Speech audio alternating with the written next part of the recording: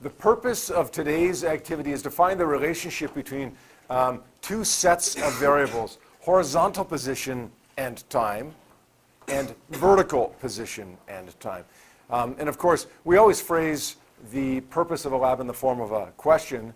As a problem, we say, what is the relationship between the horizontal position and time and the vertical position and time for a projectile? So essentially, you're going to find two relationships, horizontal position time and vertical position time. And ultimately, when we want to find a relationship, we're going to plot graphs to do that. So in the end, we're going to plot two graphs in this horizontal position versus time and vertical position versus time. Now, having given you the titles of those graphs already, I want you to tell me what our manipulated variables are and what our responding variables are. There's two manipulated variables here because we've really got two different relationships that we're trying to find here, right?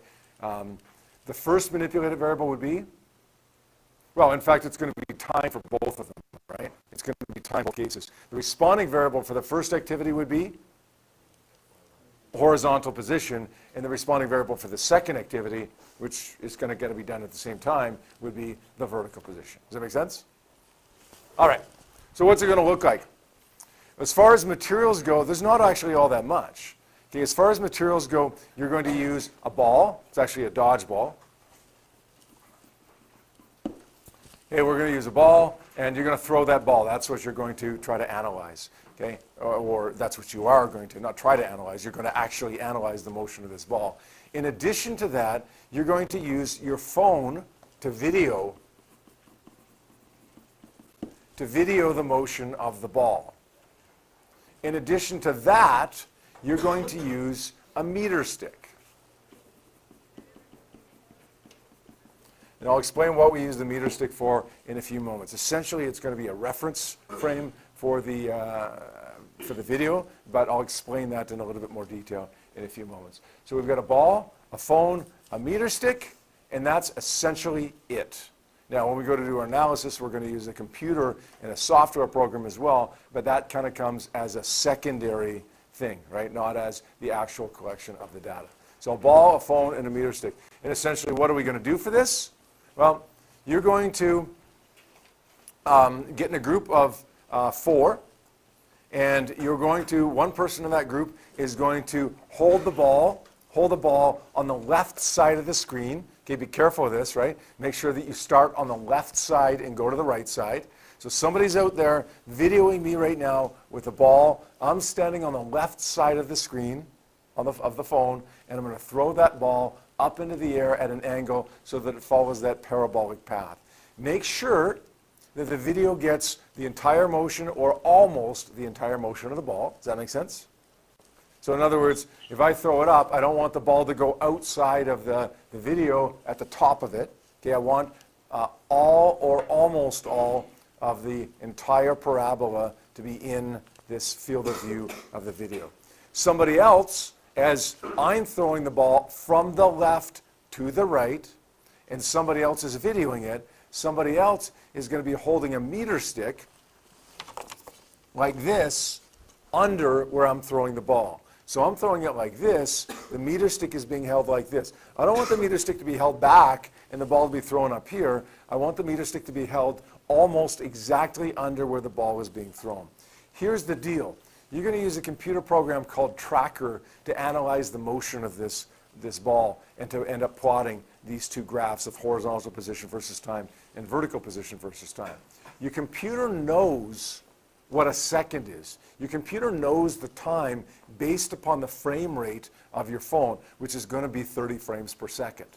So your computer knows the time, but your computer doesn't know the distance. So we have to tell the computer what a meter is, and that's what the meter stick is for.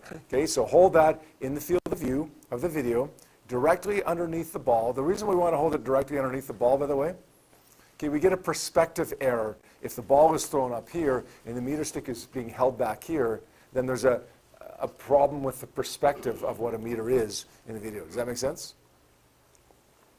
Now, throw the ball over, okay, hold the meter stick in there, make sure the ball is in the screen or in the video for the entire thing or almost the entire thing, and then that's it. That's done. You're done collecting your data. Okay? As long as you have a good video, you're good to go. Then you're going to actually bring it into a computer program, and I'll explain that in more detail in a second here. Right now it's just the overview. Okay, and into a computer program, and you're going to get a data table that's going to have time, and then horizontal position, and then vertical position. And you'll have a whole bunch of data points. You don't need to worry about, oh, do I need 10 data points, or do I need 20 data points, or whatever. Okay, whatever the computer program, or whatever the video, I should say, gives you, is the number of data points that you're going to end up using. And then, of course, you're going to put your horizontal position versus time, and you're going to plot your vertical position versus time.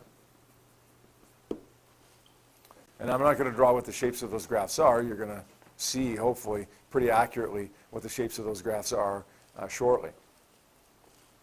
But that's how you're going to determine the relationships, right? We know the relationships, right? What is the relationship between horizontal position and time?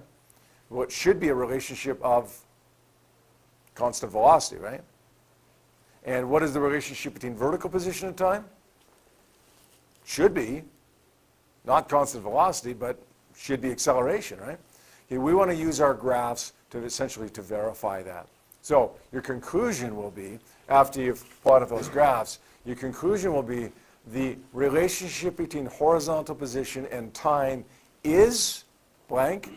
This is known because, well, refer back to the graph. Justify how you know the relationship is constant velocity, if that's what it turns out to be, based on the graph. So don't just say because of the graph, but say because the graph took this shape, or because the graph looked like this, or whatever the case may be. Then your second part of your conclusion will be the relationship between vertical position and time is blank. This is known because the vertical position versus time graph did this, or whatever the case may be. And then, of course, you've got your sources of error. And one of the things that people have forgotten, that some people have forgotten, when you list your sources of error, is your suggestions for improvement. So it's not good enough to just say, oh, this was bad. This aspect of the activity was bad. What we want to say is, all right, this was bad, or this could have been improved. Well, how could we make it better? Okay? Don't criticize the activity unless you're prepared to give me a suggestion to make it better. Venture? For the variables, yep. so you manipulated Yeah, you know what? You don't actually have to list those. I'm not actually asking you to list those. I was talking about those, but you don't actually have to list the variables. Okay, what you have to do is what's on the sheet here. The problem, which I've already given you, right? The materials, which I've given you as well. The procedure, which I've given you, although I didn't write it down. Okay? Your data, your analysis, your conclusion, and your sources are there. Make sense? All right. So now how are we going to get this data? How are we actually going to complete our data table? Okay, we know how we're effectively, as an overview, going to collect the data by standing on the left side of the screen, right? The left side of the screen, throwing the ball towards the right side so that the ball is in the frame of view for the entire thing. But how are we actually going to get the numbers for that data? We're going to use a computer program called Tracker. There's 7 computers in the biology lab right now. We're going to have 7 groups of 4. Each group is going to go to a laptop, not a Chromebook, but a laptop, boot it up, and log on to HTA Guest. Okay, do not log on using your own username or password. Otherwise, it's going to go through that process of Windows 10 telling you, oh, this is just going to take a minute to set up. And really, it's going to be more like 15 minutes to set up. So sign on to HTA Guest. They've all been signed on to HTA Guest before, so it should go fairly quickly. In addition, the software program is located on the desktop of HTA Guest for all of those laptops. So sign on to HTA Guest. I'll log you in. When you're ready, I'll log you in because you guys aren't going to know the password for that. Once you're in, you're going to click on that icon on the desktop called Tracker, and you're going to see a program that looks something like this. Now, you're going to click in the top left-hand corner to open a video file that you want to analyze. Now, that video file, you're going to want to be on the desktop of the computer. And the easiest way to do that, the quickest way to do that, is to literally attach your phone to the computer, give the computer permission to access the photos, okay, and the videos, and then literally drag the video from the phone onto the desktop of the computer. And then it's almost instant, right? We don't have to rely on crappy Wi-Fi in order to upload it to Google Classroom, or we don't have to rely on Wi-Fi to email it or whatever. So the quickest way is to drag it over, and I've got cords. Okay, I've got cords that you can use if you have an iPhone or that you can use if you have an Android device, so that you can literally just drag the video over. Okay, once it's over, you're going to open the file that you want to analyze. Now, it's not going to look like the video that you see right here. This is from another lab that I did, but it doesn't matter because the way that we analyze the data is exactly the same. At this point, now that we have the video in the computer, in the software program in the computer, we have to define a frame of reference. The frame of reference is going to be this little button up here. It's an axis button. So in other words, we have to tell the computer program where to measure the position from. Now, in most activities that we do, it doesn't really matter where we put the frame of reference. You can drag it anywhere you want. But in this one, I would like you to put that frame of reference in the bottom left-hand corner. So if it appears right here, that's okay. Just drag it down here so that it appears in the bottom left-hand corner. Does that make sense? This is not a graph, right? This is just defining where the ground is. It's defining ground level, okay, wherever you want, but I'm telling you bottom left-hand corner of the video, not literally the ground, but the bottom of where you're measuring from. And it's also defining the left-hand side of where you're measuring from. So bottom left-hand corner is where you want to put that frame of reference. Next, you want to define the meter.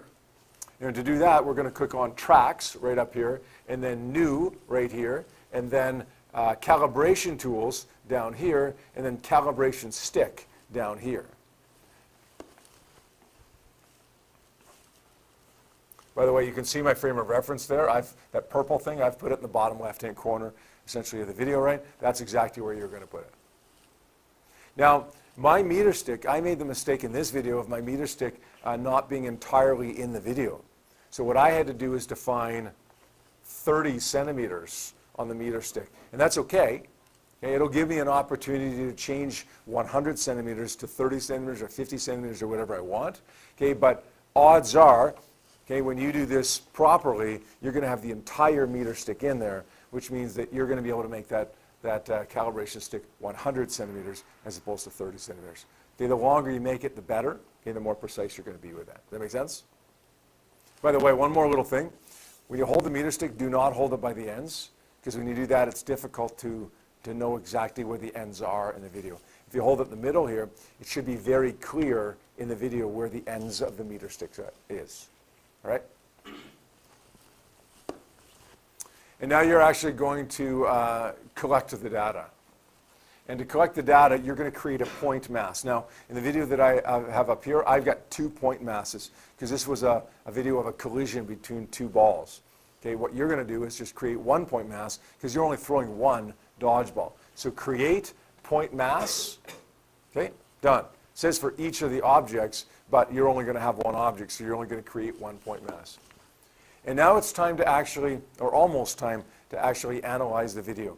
I want you to scroll along the bottom to the point where you want to start collecting data. So you may have some video of, you know, like somebody holding the ball and people talking and people laughing and whatever, but I don't want you to start analyzing until the ball has left the hand of the person throwing. Does that make sense? So scroll along the bottom until the ball has left the hand of the person, and then you're going to click on the mass. There's only going to be 1 mass up here, mass A, because you've only created 1 point mass. And then hold the Shift key while you click on the mouse at this point where you see the ball. And then that's going to automatically fast forward 1 frame, and the ball is going to be at a different position. Shift, click. The ball is going to go to a new position. Shift, click. The ball is going to go to a new position. Shift, click, and so on and so on and so on. Make sense? So then you're going to track frame by frame the motion of this ball, okay, from here over to here. And then we got to do something with the data. So what I'll get you to do is just go down to the bottom right-hand corner here, time, X position, and Y position, click on a data point, and then go Control A, which selects them all, Control C, which copies them, and then create a spreadsheet in Google Sheets, and go Control V, which will paste all of your data.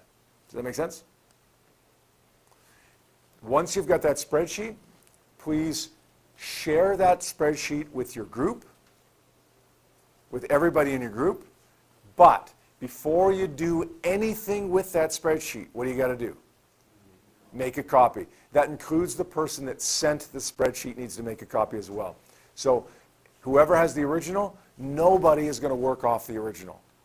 Okay, you're going to send it to your partners, then you're going to make a copy, and your partners are also going to make a copy, and that's what everybody's going to be working off, is the copy. Okay? Please include that spreadsheet in Google Classroom when you hand in your lab. I may or may not look at it, but I'd like it to be there in Google Classroom. And you can do that simply by going into Google Classroom, add a spreadsheet, and then select your spreadsheet from your Google Drive and include it that way. There are Chromebooks in the biology lab as well, so that once you've got all this done and got your data shared with your partners, then everybody's got access to a Chromebook so that they can start doing their work. All right?